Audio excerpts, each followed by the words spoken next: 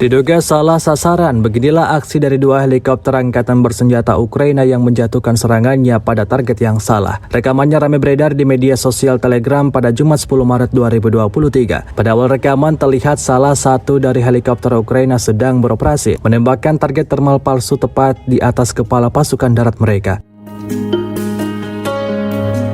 Alih-alih lari ketakutan, sejumlah tentara Ukraina yang berada di sana terkhusus yang mengabadikan momen tersebut justru tertawa saat setelah serangan itu jatuh dan membakar hutan. Tak habis sampai di situ, helikopter kedua datang dan melakukan hal yang sama dengan apa yang dilakukan helikopter sebelumnya, seperti yang terlihat dalam rekaman.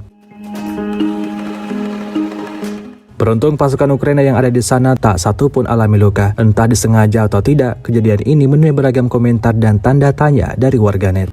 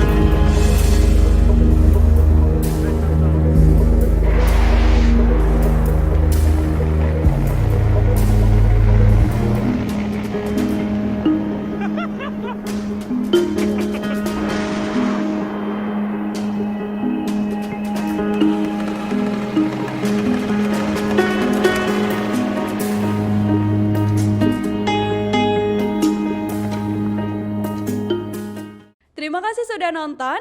Jangan lupa like, subscribe, dan share ya.